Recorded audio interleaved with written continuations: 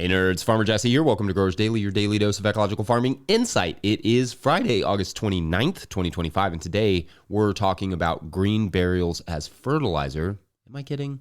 We'll find out. We're going to talk about raising beds or not raising beds based on your climate, and it is Feedback Friday, so let's do it.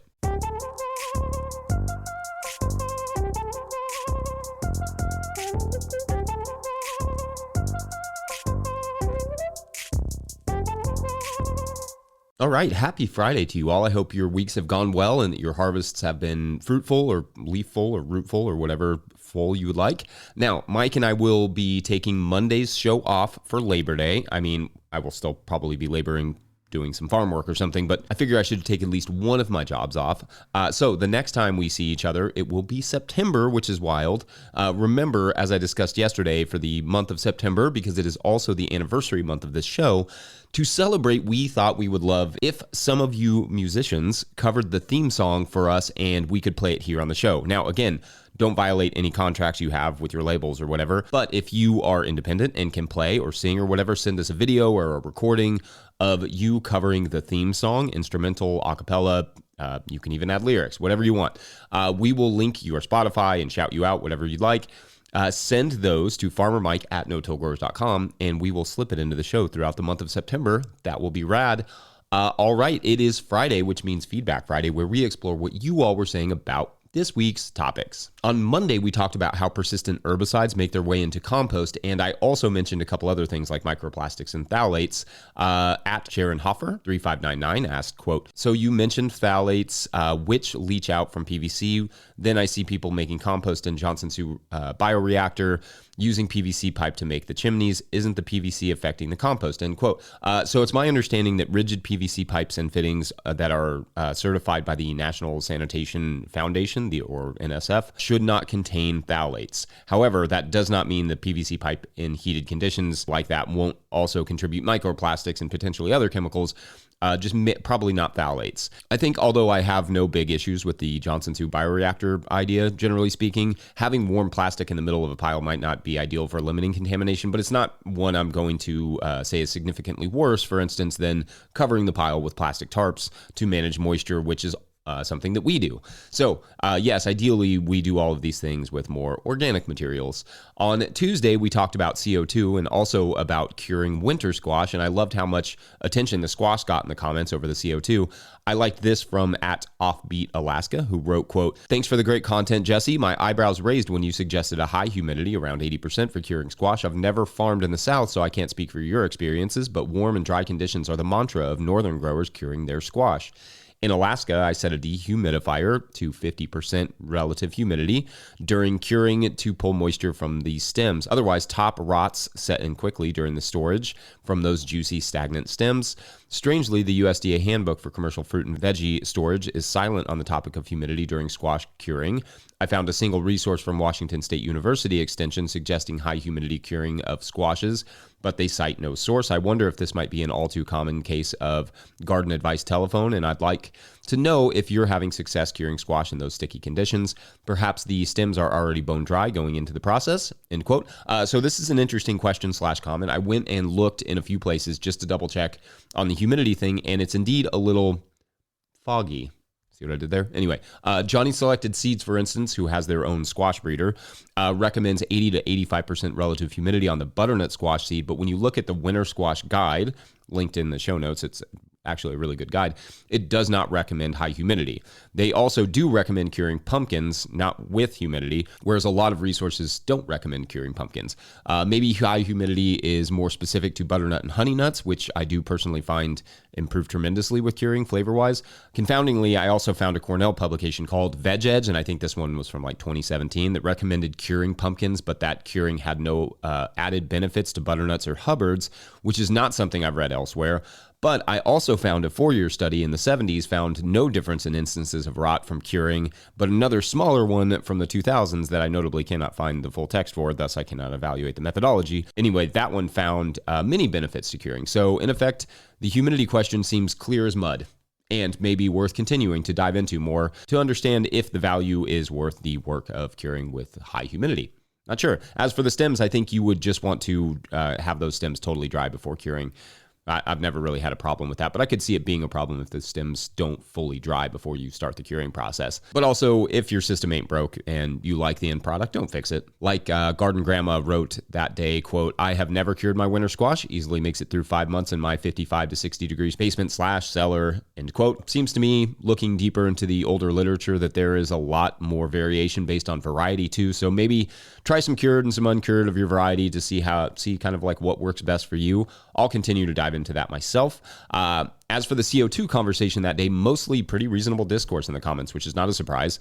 For me, truth be told, it doesn't really matter if we all agree about whether the climate is changing or how it's changing, or if it's changing in dangerous ways or not so dangerous ways, so long as we all agree that good agricultural practices and good land management can mitigate whatever the climate throws at us. And in fact, it can do so in ways that is not difficult, but is beautiful, abundant, and resilient. It's trees and birds and plants and clean water. It can improve production and economies extraordinarily. The answer to so many societal concerns is just treat the land better. For me, it always comes back to, if I'm wrong about how much better that good land management can mitigate climatic extremes, then the worst thing that happens is that we have amazing forests and our air and water is cleaner and our food is better.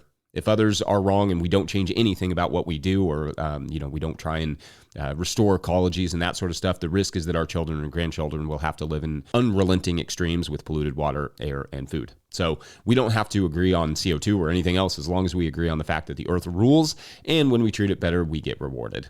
On Wednesday, we went live again, which is always fun. It's a fun and wild experience to just talk for an hour straight and learn what the next question is going to be right while I'm reading it. But I kind of enjoy that challenge. One of the many that we tackled that day was about overwintering broccoli and cauliflower in zone 8A or 8B, which I think was in the Netherlands. Very cool. At Renee Lafont, 2966, wrote, quote, "I overwintered broccoli, cauliflower, and several varieties of cabbage last winter, though I'm in zone 9A. We did have a couple inches of snow in January. I have good row cover and saved most everything. This was the best asparagus season I've had and possibly the biggest broccoli I've ever grown," end quote. I can definitely imagine that if you can overwinter these crops, they would be quite sizable. Winter sprouting broccolis are something, in fact, that are an option here in our region for sure in 6B, where you can plant them in the late summer and then harvest them starting in the late winter when they start sprouting, like the kale does and that sort of stuff. As long as you're growing it in a tunnel, at least. That makes a nice crop for early spring offerings if you can protect them all winter. Anyway, definitely need to explore full, large heads of broccoli in warmer regions from overwinter broccolis and cauliflowers a bit more. That sounds awesome. I'm a big cauliflower fan. Underrated crop. Anyway, let me know what your experiences are with that. And also, we'll do another live at some point in September, maybe around the anniversary of the show, which I think is like the 25th or 26th or something. Then on Thursday, we talked about pill bugs and other critters in the seed trays at Hoosier Pioneer. Oh, Hoosier, like in Indiana, but Hoosier. It's great. Love it. Love the puns. Wrote, quote, "More about preventing mice, please. They get into my building with shop lights and decimate the hot pepper seedlings. Obviously, pepper spray won't stop them. Plastic domes have killed more plants than they've saved and cost prohibitive," end quote. Okay, so I've probably sprinkled this show with stuff about mice here or there, and they definitely deserve their own show, if not at least a few segments, because, well, they are either miniature deer or miniature mice, and both can be equally destructive. For us, we don't have mice issues with our trays anymore, just by keeping the most susceptible trays out of reach of the mice. We keep ours on card tables or something else where mice can't climb up on the legs, and away from the walls where they can, just climb up the wall and then jump down. Also, nothing can hang down from the table, even the hose of your waterer. They'll just walk right up that.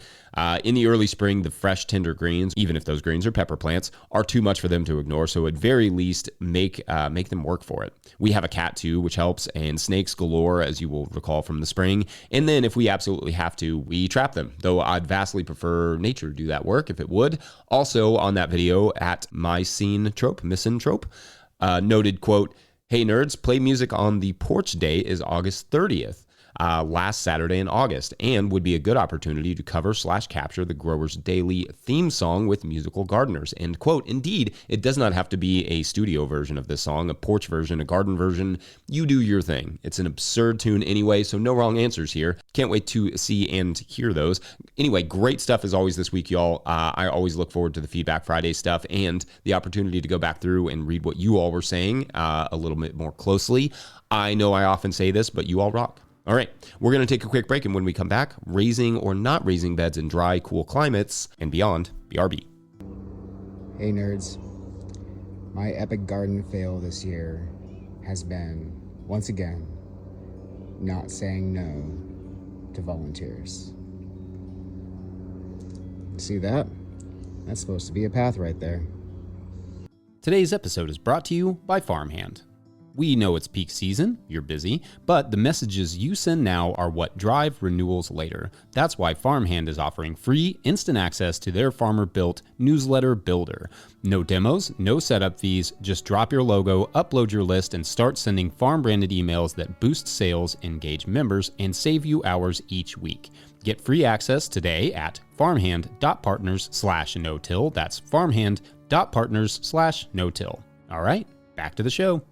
If you, the listener, are enjoying this podcast, getting even a small amount of value from it, consider supporting our work over at patreon.com/no-till-growers. I will try to get to questions from everywhere that questions come in, but I will always get to your Patreon questions. Now, today's Patreon question comes to us from Patreon member Tom Walker, who writes, quote, Jesse, love your channel. A wealth of knowledge with a touch of sarcasm works for me. My wife and I are recently retired with a 20-acre farm, about 14 acres of which are irrigable.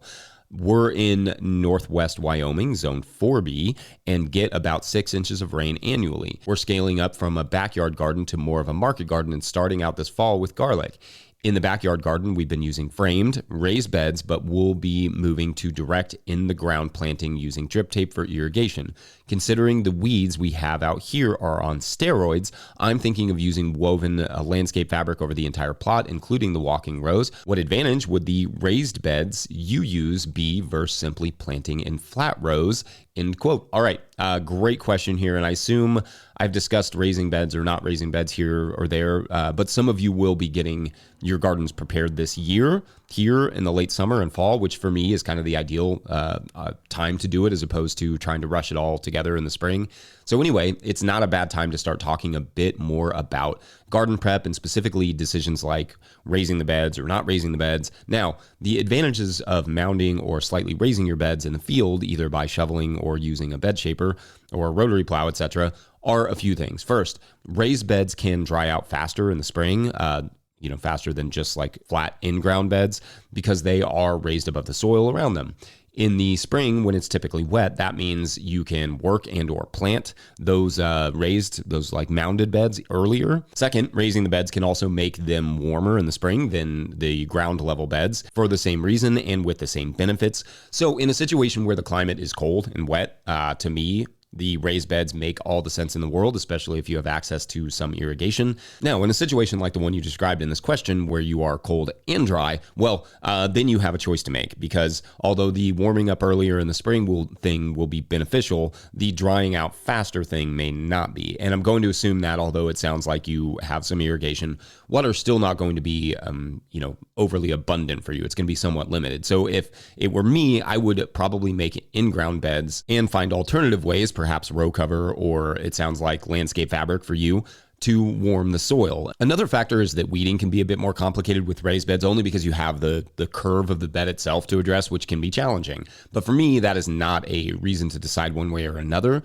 I also think if I were in a very, very dry region, I would at least place some beds lower into the soil, almost concave like the Zuni waffle gardens of the high desert, which can be done in several different ways. Sometimes the entire walls around the gardens to block the wind and help trap water.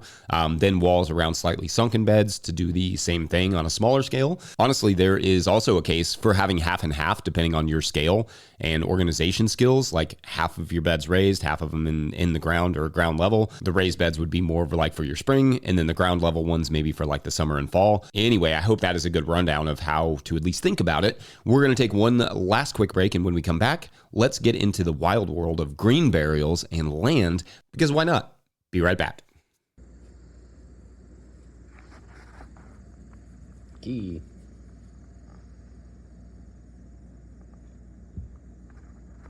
Farmer Claire Coleman here from the Winter Growers Podcast. Did you know that I also founded Real Farmer Care, a nonprofit that supports farmer well-being? From my own experiences farming, I knew firsthand that this type of support was missing from ag, so I decided to do something about it. As of today, there are over 500 farmer recipients of a $100 self-care award, with more applying daily. If you'd like to help, each $100 donated supports one new farmer. Visit realfarmercare.com to donate and learn more. Again, that's realfarmercare.com. All right, so this past weekend, I was reading this article in the Times about the rise of green burials, i.e. people being buried without embalming chemicals, without everlasting caskets and all that stuff. The idea being that more and more people are choosing green burials, and the reasons are probably pretty obvious. For one, if you're environmentally conscious at all, you're not likely going to spend your life composting and reducing plastic usage and taking care of the planet and all that good stuff, and then your death being filled with chemical fluids and, that will leach into the soil. That doesn't make a ton of sense. Also, these green funerals are considerably cheaper. The author gives a range of prices from around $4,000 to $15,000 for a plot in more expensive markets. The one the author cites is in Brooklyn, where the traditional plots are like between $21,000 and $30,000 a piece. So the green plots are quite budget friendly by comparison. Now, price is also partly the reason that cremation has become so popular, but obviously there are environmental concerns with that, with cremation as well, in terms of, fossil fuel usage and emissions. There's also at least one company that does human composting, and in fact, some of that compost goes back to the family, and I think some goes to conservation. I can't remember, but I do remember that Jane from the Composter podcast did an interview with Katrina Spade from Recompose that you can listen to. It's really, really fascinating. I will link that in the show notes as always. Now back to the green burial idea, because it's more accessible. Of course, there are chemicals and sometimes heavy metals in the human body that would become part of the earth, obviously, but the earth has at least some means of dealing with some of these, i.e. microbes. So especially with that fact in mind, adding more chemicals and then giving it to the earth doesn't make a ton of sense in terms of like embalming. This is a much better way of doing it. But of course, my thought was there are a lot of farmers who own woodlots or areas that they're not going to use or don't get used super well. Could this be an add-on business for farmers? Well, possibly. First, laws for burial grounds will differ by state and even by municipality. But so that will be good for you to look into. But they will all likely have one or some of the following. They need protection, like from people desecrating and destroying the graves, like you have to put a fence around them in many areas. There could be zoning restrictions, though ag zones tend to allow for cemeteries and churches, interestingly, as some of the only few non-farm businesses allowed in ag zoning. Obviously, it's still a business, so you'd have to treat it like starting a business, market research, business plan, enterprise budgets, all that stuff. I'll link a good resource guide in the show notes in case you're like, because I know you are a little bit. You're probably like, well, I do have that back 40 that I just really don't use well. Just a thought. Anyway, let me know your all's thoughts on green burials or green burial businesses. Otherwise, I think that is it for this Friday. Don't forget, No Till Growers is now officially a nonprofit 501c3, so donations are tax deductible and greatly appreciated. You can learn about how to do that in the show notes. I feel like I need a green burial for my voice right now. Please make sure to like and subscribe and or follow wherever you're getting this podcast, because that's an easy way to help us out. Enormous thank you to all of our show sponsors. And if you'd ever like to sponsor the show, you can reach out to Farmer Michelle at notillgrowers.com and say, hey, Michelle, I'd like to sponsor the show. That's all it takes. Anyway, huge shouts to Willie Breeding for the theme music and Mike Hilbert for the production help and editing. Also, shouts to Epidemic Sound for the background music that you can hear. Pick up a hat like this or like this. We got beanies now. We got the Soil Nerd beanie. You see that? Soil Nerd beanie. Or the No-Till Growers beanie. So you can pick one of those up from notillgrowers.com. You can also pick up a copy of the Living Soil Handbook, my book, from notillgrowers.com. And the proceeds literally go to doing this show and just doing more. So that's awesome, and we appreciate it. Big thank you to everyone over at patreon.com/notillgrowers, where at a certain level, or if you just bump up from one level to another, or you sign up in the waning days of August, you get a shout out on the show. So big shout outs today to Kyle Richardville, Patrick Weaver, Alex and Oliver, Bill King, Chris Yates, Ian at Grindstone Farms, and Thomas Van Wert, our newest pollinator. Shouts to Thomas. All right, so you will remember the little fairy creature that captured our little Clatterkitty and asked her to join their war in the forest, has released Clatterkitty and harnessed her so he could ride atop and direct which way, what she was doing, which she found quite embarrassing.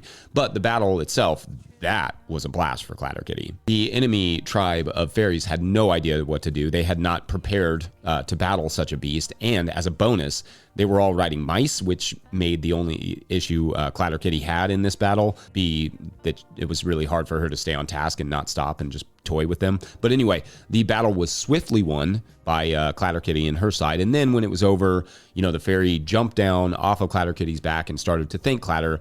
But Clatter quickly swatted him deep into the forest and laughed and walked away back to her farm stand, where her people servants seemed excited to see her, saying, "I would love to know where she goes when she disappears off like that." The other one said, "Wherever she goes, she definitely seems to eat well. Just look at that belly." Then Clatterkitty, satisfied, lays in her spot, waiting for the next thing to walk in. Thanks for watching and or listening. We will see you Tuesday. Monday is Labor Day. You all enjoy your weekend. Thanks for watching. Bye.